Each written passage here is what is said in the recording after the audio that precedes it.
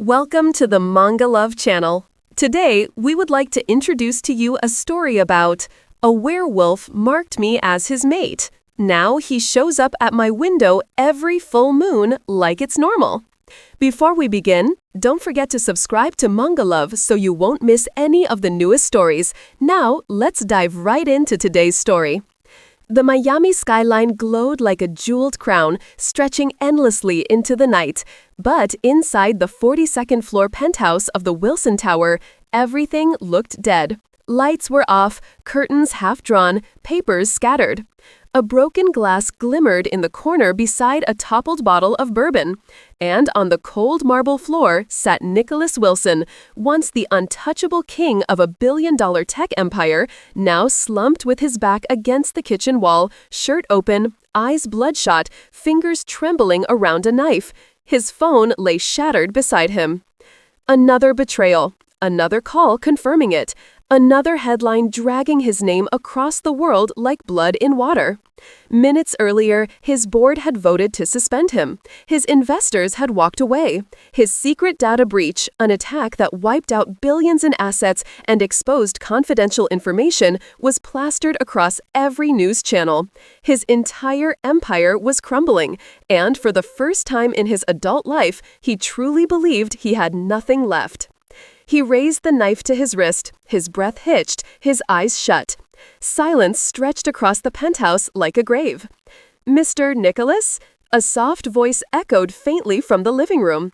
He froze, confused, because Patricia never came at night.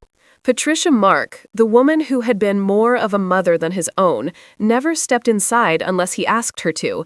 She had raised him from the age of 8, when his real parents traded parenting for boardrooms. She knew when to stay away, but tonight she must have sensed something. She always did. He heard her shuffle inside, muttering to herself as she picked up his scattered laundry. Third, he didn't even switch on a single light. This boy. Nicholas squeezed his eyes shut. Of all nights, he didn't want her here. He didn't want her to see him like this, broken, undone, shivering like a man begging for mercy. But he didn't have the strength to answer, didn't have the courage to speak, didn't have the will to hide the knife. Footsteps approached. But then another voice, younger, sharper, gently scolding. "Mama, I told you to stop doing this late-night work. This isn't necessary. Let's go." Nicholas blinked. Sharon, Patricia's daughter. He had seen her only twice, both times in passing. Quiet, respectful, always in simple jeans and sneakers, with an effortless beauty that didn't need presentation. She carried her intelligence like a second skin. Anyone could see it in the way her eyes scanned a room. She was 29 or 30, he wasn't sure. A tech graduate, he thought. Miami State, not Ivy League, not somewhere high profile, not someone he expected to ever see in his penthouse. "Let's finish quickly," Patricia whispered. "Nico isn't in a good place tonight." "He lost his company," Sharon said softly. "I saw the news alert." Patricia sighed, motherly and worried. This boy, raised in glass towers, he doesn't know how to fall. Their voices retreated toward the guest hallway. Silence returned. Nicholas lifted the knife again. He was ready. He was so tired. But before the blade touched his wrist, the front door clicked shut. Patricia had left, Sharon had left with her, and Nicholas was alone again. He exhaled shakily, placed the point against his skin, and stopped. The voice wasn't imagined. Sharon burst through the kitchen doorway like she had been running. She had come back. For what reason, he didn't know. To grab something? To check on him? Or because some instinct told her to turn around? She froze at the sight before her. Nicholas collapsed on the floor, knife against his wrist, tears streaked down his face, a half-empty bourbon bottle beside him. She inhaled sharply. "Oh my God!" He looked up, pupils unfocused. "Give me a second," he slurred. "Just go." But she dropped her bag with a thud and rushed to him. "No," she whispered fiercely. "I'm not leaving." He flinched as she knelt in front of him, gripping his wrist with both hands. Her touch was warm, firm, sure. "Let me go," he choked. "I don't want. Sharon, please." "You're not dying tonight," she said. Her voice steadied despite the tremor in her breath. Not like this, not alone, and not while I'm here. He struggled weakly, but she held on. Nicholas, she said, softening her tone, look at me. He didn't want to. He didn't want her to see the humiliation in his eyes, but she touched his cheek gently, guiding his gaze upward. And when he looked into her warm brown eyes, something in him cracked. He sobbed, harsh, broken, guttural. I lost everything, he whispered.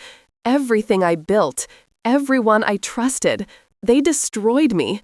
I'm nothing, Sharon, nothing. You're alive, she murmured. That is something. That is everything. He shook his head violently.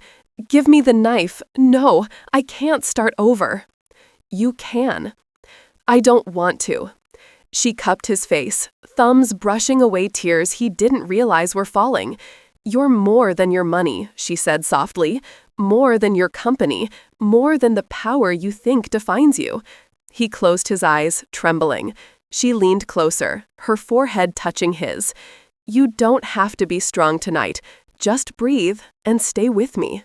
Her voice wrapped around him like a lifeline. Slowly, painfully, he let the knife go. She tossed it across the room and exhaled shakily in relief. Come on, she whispered, slipping an arm around his shoulders.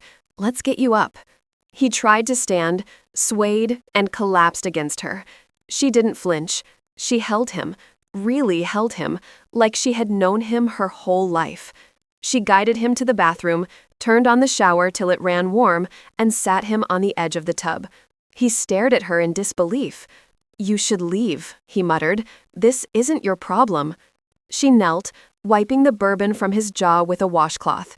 It became my problem the moment I saw you trying to hurt yourself, she said softly. I don't walk away from people who are breaking. He swallowed hard. He wasn't used to kindness, especially not now, especially not from someone who owed him nothing. After cleaning him up, she helped him drink water, guided him back to the living room, and sat with him on the floor, her back against the couch, his head resting on his knees beside her. They didn't talk. They didn't need to. The silence between them was strangely soft. Minutes passed, maybe hours. Finally, with a shaky breath, he whispered, "Thank you." She gave him a small, gentle nod. Eventually, exhaustion pulled him under. He drifted asleep with his head resting near her thigh, breathing unevenly, but alive. Morning light poured into the living room. Sharon sat beside him, still, legs crossed, laptop open on her lap. She hadn't left. Nicholas stirred, embarrassed the moment he realized where he was and who was beside him. I'm sorry, he said quietly, pushing himself up. You shouldn't have seen any of that. I'm glad I did, she replied. Otherwise, you wouldn't be here. He looked away, shame tightening his throat. She closed her laptop. Before you spiral again, can I ask you something? He nodded stiffly. Your system didn't crash on its own, she said calmly. Someone sabotaged it, he scoffed. Impossible. I had the best tech experts money could buy.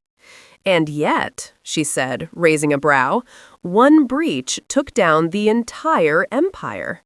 He frowned. She pushed the laptop toward him. Encrypted anomalies filled the screen. Lines of code highlighted, backdoor entries exposed, timestamps showing the exact moment the betrayal occurred. This isn't an accident, she said softly. Someone did this to you on purpose. He stared at her, confused, a little shaken. How do you even know this? He whispered. She shrugged lightly. I studied cybersecurity. I analyze systems for fun. Your security was good, but not as good as you thought. He blinked. She held his gaze steadily. No fear, no hesitation, just quiet intelligence. And in that moment, he realized something startling. The young woman he had dismissed the night before, the woman he had nearly died in front of, the woman who saved his life, was the only person alive who could save his company, too. Sharon, what exactly did you just find? He whispered. She looked back at the screen, eyes narrowing. Proof, she said. proof that someone you trusted betrayed you. And Nicholas Wilson felt the first spark of something he hadn't felt in months: hope. Morning sunlight streamed through the penthouse windows, painting soft gold across the marble floors. Nicholas sat on the edge of the sofa, hunched forward, elbows on his knees, staring at the open laptop Sharon had placed on the glass table.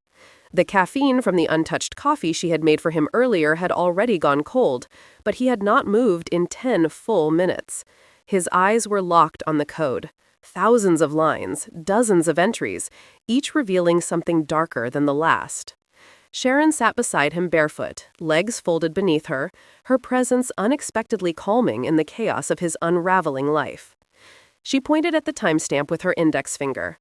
"This right here," she said softly, "is the script that started everything." His jaw tightened. "This came from inside the company." "Yes," she whispered, "and someone who had access to your core system. Not an outsider, not a hacker, someone in your circle." He dragged a hand through his hair, fingers trembling.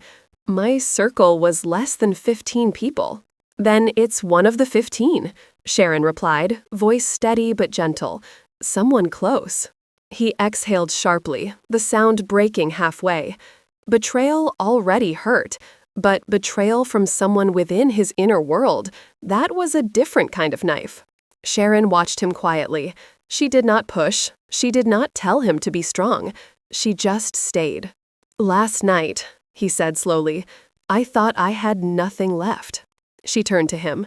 "You were in pain." "That's an excuse," he muttered. "No," she corrected, voice soft but firm. "That's human." He looked at her, surprised by her gentleness. The stubborn part of him wanted to argue, but the truth was he did not have the energy to pretend he was fine.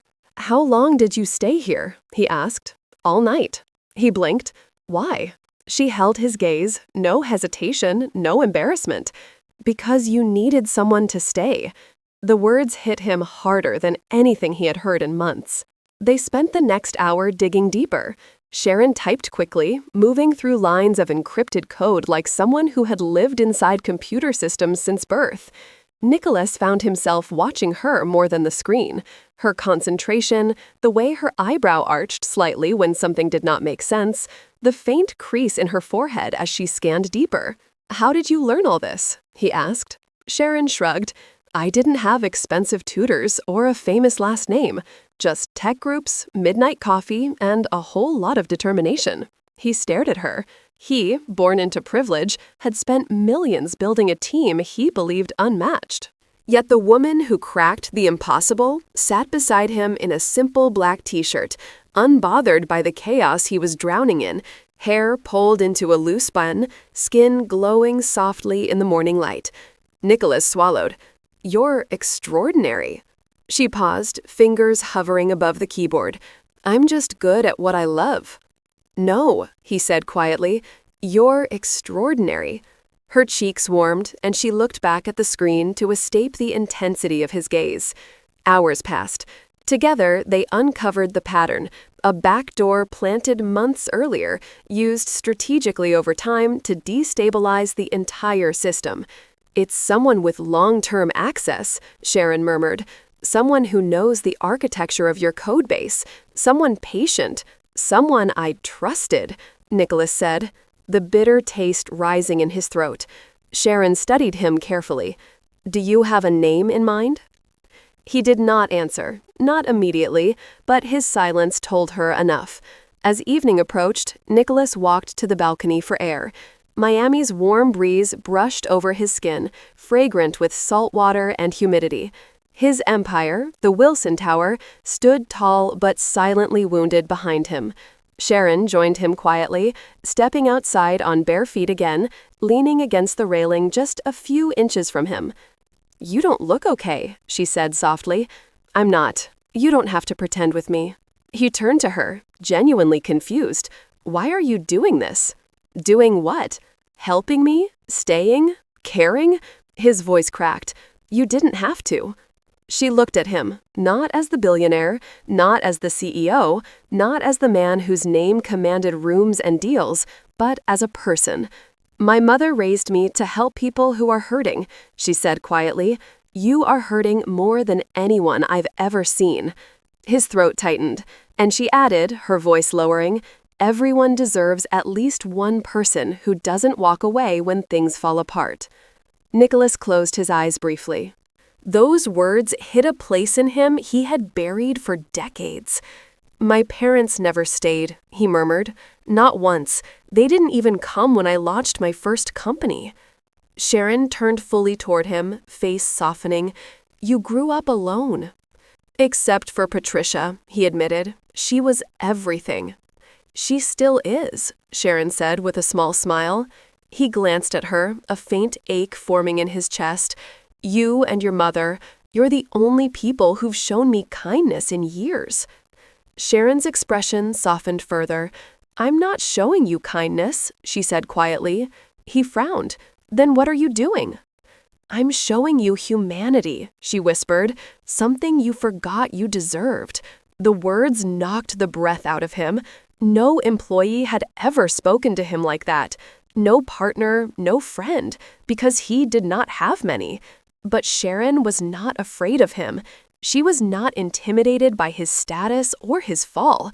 She saw him, messy, ruined, bleeding on the inside, and still chose to stay. He swallowed hard.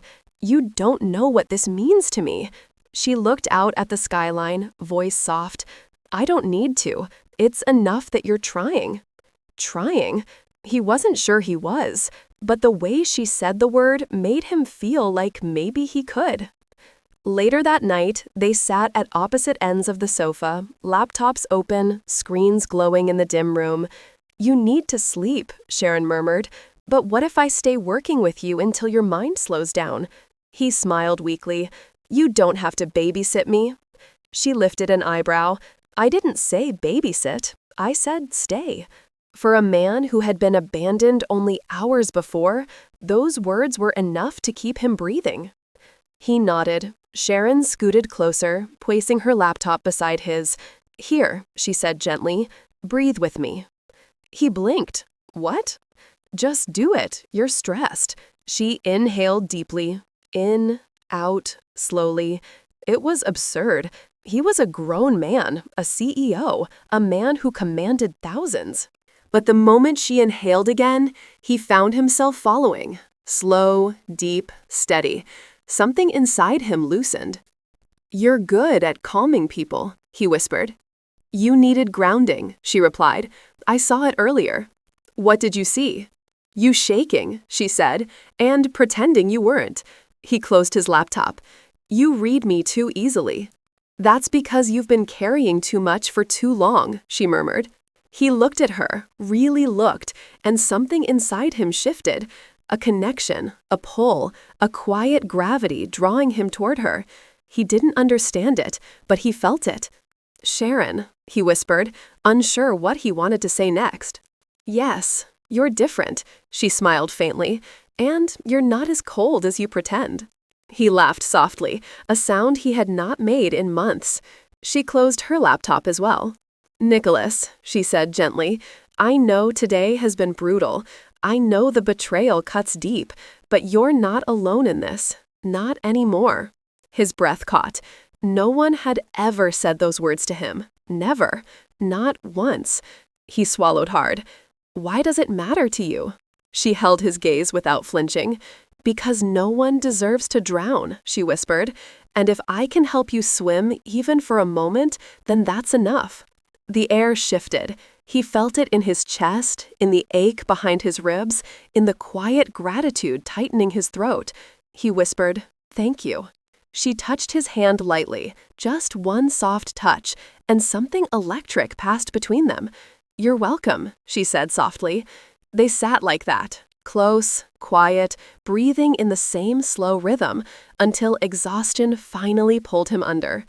Her presence beside him was the last thing he felt before sleep claimed him, and for the first time since his world collapsed, Nicholas Wilson didn't feel completely alone.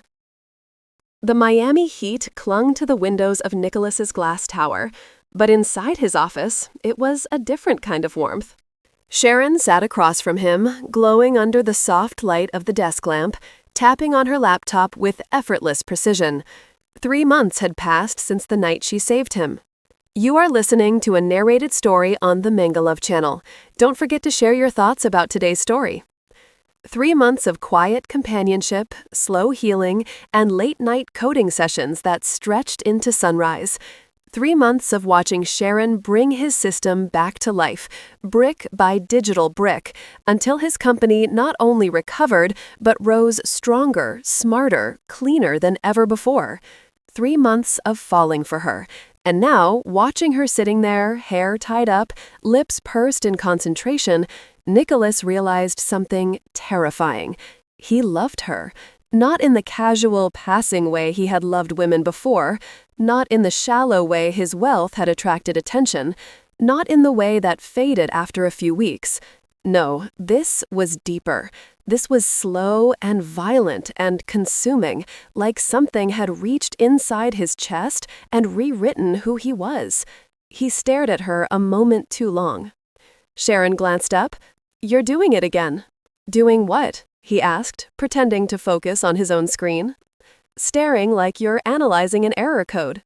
He smiled softly. "Maybe I am." She raised a brow. "And what did your analysis reveal?" "That I owe you more than I can ever repay," he murmured. Her expression softened, but she quickly looked away. "Don't make it dramatic," she said lightly. "You did all the heavy lifting." "You rebuilt my company," he said, voice low. "You rebuilt yourself," she countered. He swallowed hard.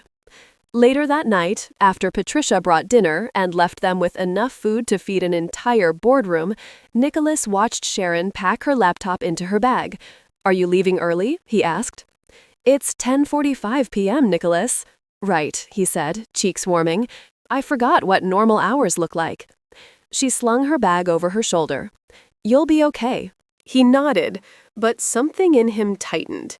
He didn't want her to leave. Not tonight. Not when everything inside him felt too full, too tangled, too loud. He stood abruptly. "Sharon." She paused at the door and turned.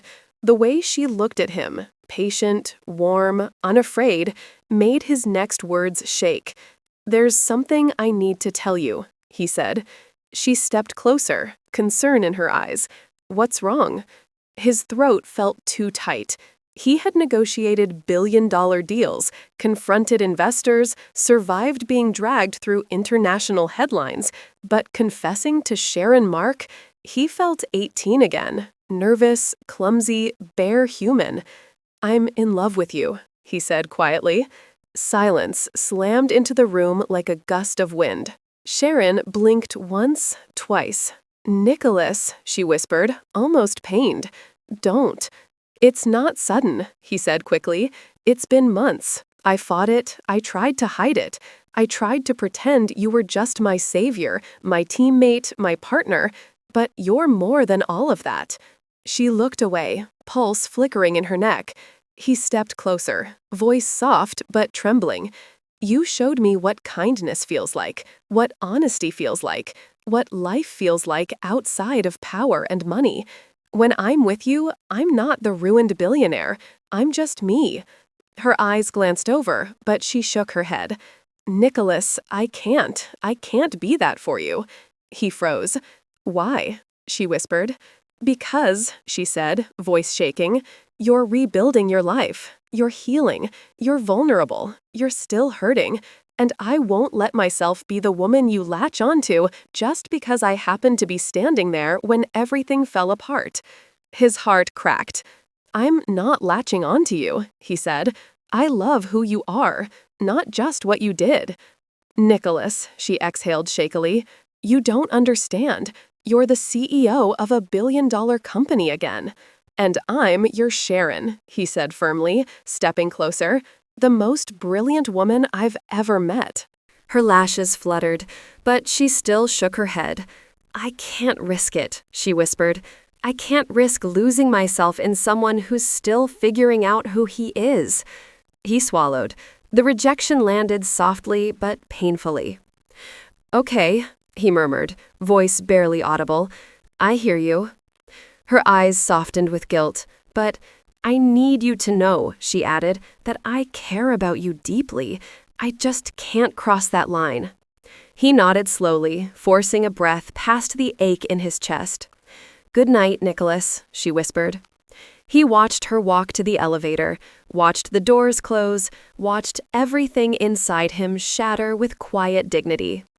But Nicholas Wilson had never been a man who gave up easily, and when it came to Sharon, giving up wasn't an option. The next day, he showed up at her apartment building at 7 a.m. She stepped out of her door, startled. "Nicholas, what are you—" He handed her a cup of coffee. "Double caramel latte," he said softly. "2 pumps, extra foam, no sugar, like you like it." Her lips parted. "You don't have to do this," she said. "I want to," he answered. He did it again the next day, and the next, and the next. But he never pressured her, never begged, never crossed a boundary. He just showed up, quiet, gentle, consistent. At work, he left handwritten notes on her desk. "Thank you again for everything. Hope today feels light. You make the world better just by existing." Sometimes she rolled her eyes. Sometimes she smiled without meaning to. But every note softened something in her. One afternoon, he appeared at her favorite coding cafe, silently sitting across the room, working, with headphones on. He didn't interrupt, he didn't hover, he just wanted to be near her. Sharon found her heart betraying her in moments she didn't expect, watching him laugh with the cafe barista, watching him push his hair back when he concentrated, watching him carry responsibility with a new, humble softness she had never seen in a billionaire before. She tried to fight it. She tried to stay guarded. But Nicholas Wilson was persistent in the most gentle, respectful way possible. He didn't chase. He stayed. And that was far more dangerous. 2 weeks later, on a crowded Saturday afternoon, Sharon crossed a busy Miami plaza on her way to buy groceries. People were everywhere. Kids running around fountains, couples taking photos, music blasting from a street performer.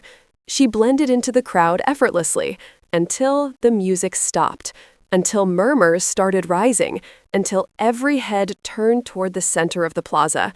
Sharon's heart skipped, because standing on top of the fountain ledge, hair wind-tossed, shirt slightly wrinkled, face flushed with nervous courage, was Nicholas, holding a microphone from God knows where. "Oh no, oh no," her stomach dropped. "Nicholas, what are you doing?" she whispered under her breath. People gathered, phones came out, and Nicholas, who had once been the coldest, most controlled man in Miami, lifted the microphone to his lips. "Hi," he said, voice echoing across the plaza. "I'm Nicholas Wilson." A wave of whispers rippled through the crowd. He continued, voice steady despite the tremor she knew was there. "I'm here today because there's a woman I love." Sharon froze. "I tried to tell her privately," he said, "but she's stubborn and gentle and too smart for her own good. So I'm trying again, publicly, loudly." A few people laughed fondly. Sharon covered her face with her hands.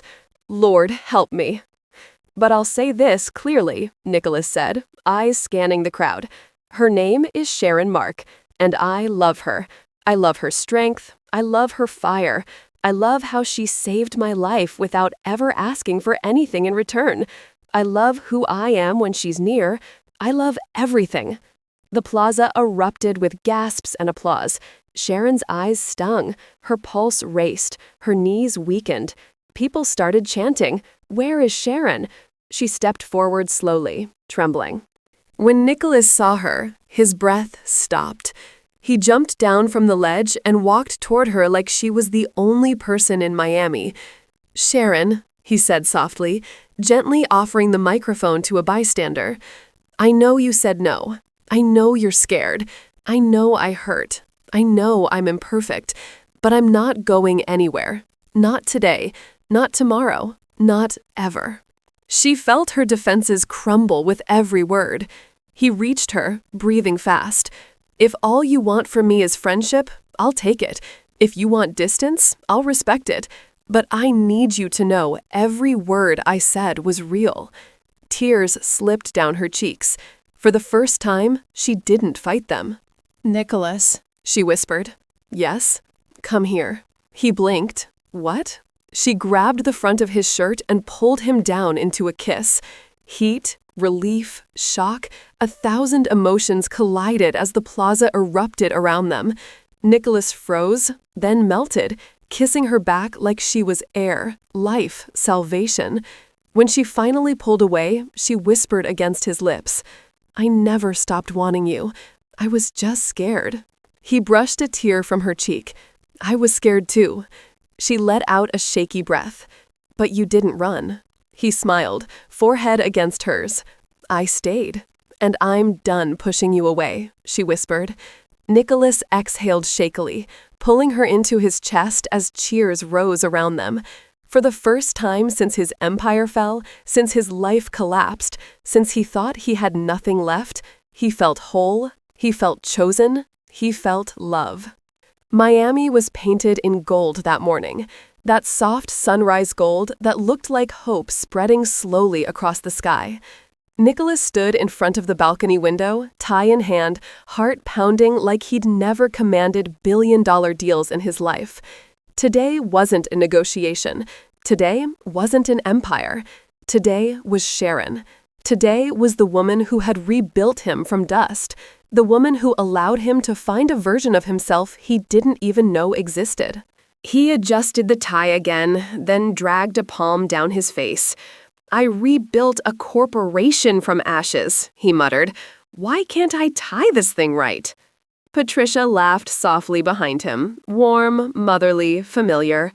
Because love makes your hands tremble, Nicholas, and that's not a weakness. He turned, exhaled. You've been with me since I was 8, and now here you are getting me ready for my wedding. Patricia straightened the tie gently, eyes misty. You deserve to be loved, Nico. You always did.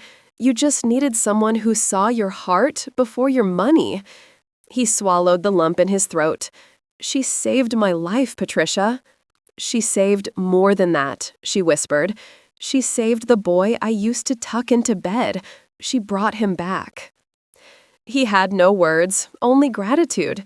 By the time they reached the beachfront garden, a private cove Nicholas had bought and redesigned just for her, guests were already seated. White chiffon fluttered in the breeze, the aisle lined with soft roses and delicate lights shaped like fireflies. Miami's turquoise waves provided the soundtrack. But none of it mattered, because when Sharon stepped out from behind the bridal arch, everything else blurred. She wore a simple ivory gown, elegant and soft, her curls pulled back but free enough to dance in the breeze. Her skin glowed under the morning sun, caramel warmth glowing like she carried her own light. When Nicholas saw her, his breath vanished. She wasn't just beautiful, she was the reason he was alive to see beauty at all. Sharon held her bouquet gently, trying, and failing, to hide her trembling fingers. She knew everyone's eyes were on her, but her eyes were only on Nicholas, the man who had once sat on his kitchen floor wanting to die, the man she refused to let go, the man who spent months proving that his heart wasn't a performance, but a promise.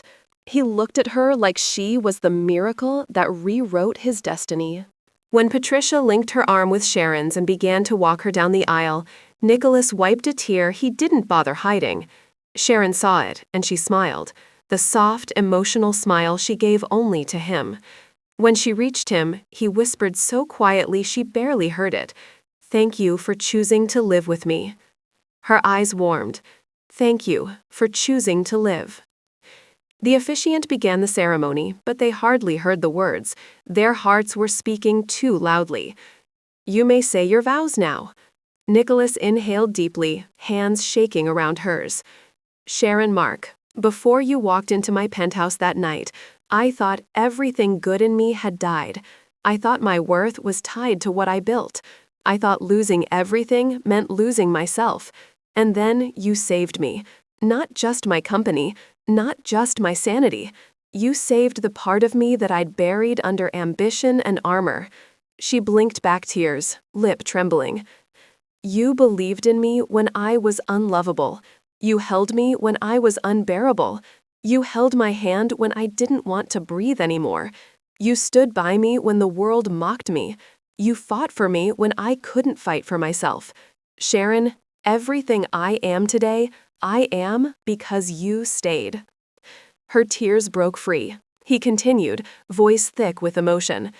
You showed me that vulnerability isn't weakness, love isn't dependence, and trust isn't a gamble. I vow to love you with the same devotion you gave me without hesitation. I vow to stand by you, protect you, cherish you, and lift you the way you lifted me. You are my miracle. You are my beginning, and I will spend the rest of my life proving that the man you saved was worth saving. Sharon pressed his hands to her lips, eyes swimming. My turn, she whispered. The wind stilled, the ocean softened. It felt like even nature leaned in to listen. Nicholas, when I walked into your penthouse that night, I didn't save you. I simply refused to let a good man die, believing he wasn't worthy of life.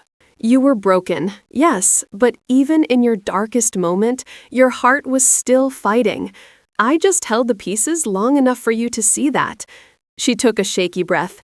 You fell, but you allowed me to help you rise. And in that journey, you showed me gentleness I never expected, patience that melted my walls, devotion that scared me, healed me, and made me believe in love again. I turned you down because I was afraid of heartbreak, afraid of being too much or not enough. But you kept choosing me, openly, loudly, fearlessly. She smiled through her tears. You taught me that love isn't supposed to be quiet. It's supposed to be honest, persistent, and warm. So I vow to choose you every day, every storm, every victory. I vow to fight beside you, stand behind you, love you fiercely, challenge you when you lose yourself, and remind you always that you are enough. You've always been enough. A few sniffles echoed among the guests. Even Nicholas looked like he was 1 second from falling apart in her arms. The officiant smiled tenderly. Rings? Patricia handed them over herself, hands trembling with joy. Nicholas placed the ring on her finger, whispering, My forever. Sharon slid his ring on with hands that shook. My home. The sun broke through the clouds, warm and bright. I now pronounce you husband and wife. Nicholas didn't wait. He cupped her face and kissed her, a deep, emotional kiss, the kind that came from months of love, fear, gratitude, and devotion. Sharon melted into him, fingers gripping the back of his neck, tears mixing with the kiss. When they broke apart, the world roared with applause, but Nico only whispered against her forehead, I'll love you every lifetime. And she whispered, I'll cherish you too. Their reception was intimate, soft music, dim lights, heartfelt laughter, and a joy that felt like breathing after years underwater. Sharon danced barefoot on the sand with him, her head on his chest. Can you believe this? She whispered. He wrapped his arms around her. I can, because I've dreamed of this since you took that knife from my hand. She looked up at him, emotional. Don't bring that day up today. I have to, he whispered, because that was the day God returned my heart to me. Her eyes softened. Then today is the day he gave you mine. He kissed her again, soft, long, certain. A year later, their house was filled with tiny cries and soft laughter. Their twin babies, a boy and a girl, slept in their nursery, decorated in soft creams and sky blues. Sharon swayed gently with their daughter in her arms, while Nicholas rocked their son in his. Can you believe we made them? She whispered. Nicholas kissed their daughter's tiny head. I can believe anything, as long as it's with you. Sharon smiled, leaning her head against his shoulder. This wasn't the man she met in a dark penthouse. This was the man she married, healed, loving, vulnerable, whole. You still owe me something, she murmured. He raised a brow. What? That loud confession you made at the square. Our kids need to see it one day. He laughed softly. I'll shout your name across Miami every year if you want. She grinned. Good, because you're mine, Nicholas Wilson. He pressed his forehead to hers. Always. And in the golden quiet of their nursery, with their twins breathing softly against their chests, they knew one thing for certain. Their love hadn't just saved a life, it built a new one, a forever one. Thank you for listening to MangaLove Storytelling. If you find the story meaningful and enjoyable, please remember to give MangaLove a like and subscribe so you won't miss the newest stories. Wishing you a wonderful day.